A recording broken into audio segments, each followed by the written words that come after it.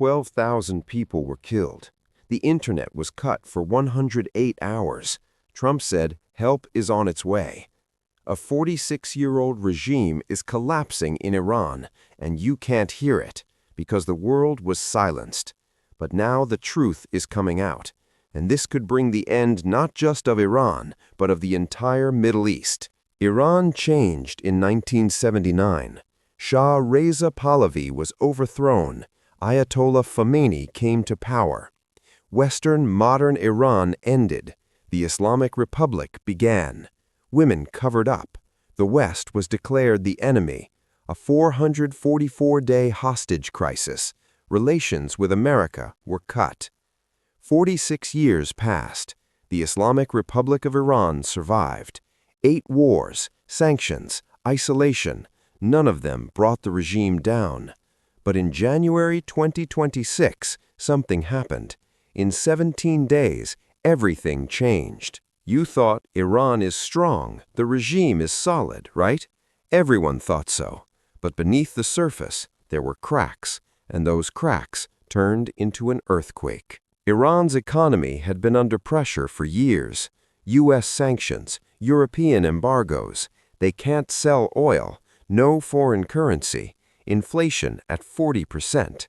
End of 2025, the Iranian rial fell to the lowest level in history.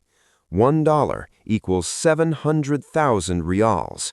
You are Iranian. Your salary is $200 a month. Rent is $150. Food prices have doubled. How will you survive? Young people are unemployed. University graduates are taxi drivers. Engineers are bakers. There is no future.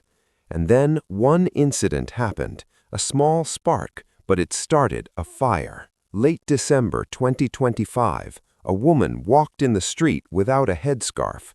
The morality police beat her. The woman died. At first, small protests, then they spread. Tehran, Isfahan, Shiraz, Mashhad, 185 cities, 512 locations. The slogans changed. First they said, "We want justice." Then they said, "Death to the Ayatollah." The regime panicked. The police attacked, but the protesters did not back down. In 17 days, all 31 provinces of Iran were on the streets. This was the largest uprising in Iranian history. And the regime's response was violence, but this time something different happened. January 8, 2026, the Iranian government shut down the internet completely. No Instagram, no WhatsApp, no Twitter, nothing. 108 hours, 4.5 days, the world did not know what was happening in Iran. Why? Because the regime was doing something secret and it didn't want anyone to see it. When the internet came back, shocking numbers emerged. Some sources said 2,400 dead, some said 12,000, some said 20,000. Which number is correct? No one knows, because the Iranian government is hiding it. But street videos leaked. Blood, bodies, mass graves, horrifying images. Think about it. If a government does this to its own people, how desperate must that regime be? The Shah, who was overthrown in 1979, has a son. His name is Reza Pahlavi. He is 63 years old. He lives in the U.S., in exile for 46 years, but he never gave up. He kept saying, "I will return to Iran." January 2026, Reza Pahlavi made a statement. The Iranian people deserve freedom. The regime will end. A new Iran will come. Protesters see him as a leader. They chant, "Bring back the Shah." This is very important because in 1979, Iran went from a monarchy to an Islamic Republic. Is it now going back? The West supports this. Trump, Macron, Britain, they all recognize Reza Pahlavi. If the regime falls, Reza Pahlavi could come to power, and Iran could return to pre-1979. But there is a problem. Trump said something, and the world was shocked. January 10, 2026, Trump tweeted, "Help is on its way, Iran." What does this mean? Military intervention? One day later, he spoke more clearly. "We are locked and loaded." This is a military term. It means weapons are loaded, we are ready. The Pentagon moved. The USS Abraham Lincoln aircraft carrier was sent to the Persian Gulf. F-35 fighter jets were put on alert. Trump also announced, any country doing business with Iran will face a 25% tariff. China, Russia, Turkey, they all trade with Iran. Now there is a U.S. threat. Trump is determined to end the Iranian regime, but will he launch a military operation or just pressure? No one knows, but Pentagon plans are ready, and Iran's Revolutionary Guards are preparing. If war starts, it won't just be a U.S.-Iran war, because Iran has allies. Iran is not alone. Russia and China are behind it. Russia sold C-300 missile systems to Iran. They fought together in Syria. There are energy deals. China, Iran's biggest oil buyer, $25 billion in annual trade. They signed a strategic partnership. But now there is a problem. Iran is collapsing. What will Russia and China do? Russia, weakened by the Ukraine war, it doesn't have the power to help Iran. Putin stayed silent. China, the economy has slowed. There is a trade war with the U.S. It doesn't want to take risks for Iran. Iran expects support from its allies, but none is coming. This looks like Syria in 2024. Assad trusted Russia and Iran, but he was abandoned. The regime collapsed in 10 days. Is the same thing happening to Iran now? If allies pull back, Iran will be left alone, and the regime will fall. If Iran falls, who wins? Israel, its biggest enemy, disappears. Hezbollah and Hamas lose support. Israel becomes the sole power in the Middle East. Netanyahu already said, "We support the Iranian people's struggle for freedom." Saudi Arabia Crown Prince Mohammed bin Salman is silent, but he must be smiling. The Israel-Saudi alliance is growing stronger. Iran is the common enemy. If Iran falls, they could sign a peace agreement. This would be the new Middle East balance, Israel-Saudi bloc versus Turkey-Qatar bloc. And this balance serves U.S. interests because Israel and Saudi Arabia are U.S. allies. Iran's power is not just its army, it's its proxy groups.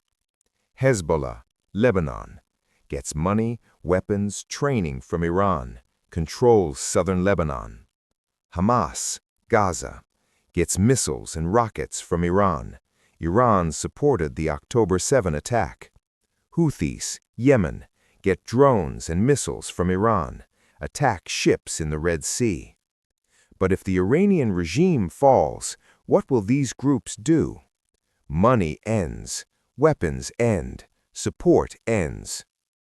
Hezbollah has already been hit by Israel. Its leader, Nasrallah, was killed. If Iran falls too, Hezbollah collapses. Hamas is already weak. Gaza is destroyed. If Iranian support is cut, Hamas ends. The Houthis are left alone in Yemen. Saudi Arabia launches a counterattack. Iran's entire regional network will collapse. A system built over 40 years will disappear overnight. And this will be a golden age for Israel. But don't forget, Iran is developing a nuclear program. The 2015 nuclear deal was canceled by Trump. Iran continued enrichment. End of 2025, Iran reached 90% uranium enrichment. You need 95% for a bomb. Iran is very close to a bomb, maybe 3 to 6 months away. If the regime falls, what happens to this nuclear program? Scenario 1. The new government stops the program, makes a deal with the West. Iran becomes a normal country. Scenario 2. Chaos. The Revolutionary Guards lose control. Nuclear facilities are seized. Terror groups steal uranium. The second scenario is a nightmare, because if nuclear material falls into the wrong hands, the world is in danger. Israel and the U.S. know this. That's why they say the military option is on the table. If the regime falls, Israel or the U.S. could bomb nuclear facilities for security. This could start a new war, but the alternative is worse. When I study history, I see a pattern. Revolutions rarely end peacefully. French Revolution, 1789. The king was killed. Then Napoleon came. Dictatorship. Russian Revolution, 1917. The Tsar was killed. Then Stalin came. Millions died. Iranian Revolution, 1979. The Shah fled. Then Khomeini came. More repression. Arab Spring, 2011. Dictators fell. Then chaos. Libya, Syria, Yemen, all went to war. So what will happen in Iran now? If the regime falls, who comes next? Reza Pahlavi? The army? Another Islamic group? And will this transition be peaceful, or will there be a civil war? History teaches us this. Revolutions are chaotic. The regime falls, but the new system can be worse. The Iranian people want freedom, but will freedom come, or a new dictatorship? No one knows. Today, I told you about the collapse of Iran. In 17 days, a 46-year-old regime was shaken. 12,000 people died. The internet was cut. Trump signaled military intervention. In 1979, Iran changed. Now it may change again. But this time it is more dangerous. Because Iran is not just a country, it is the balance of the Middle East, part of the Russia-China alliance, a potential nuclear power. If Iran falls, Hezbollah ends, Hamas weakens, Russia loses the Middle East, China's oil strategy collapses.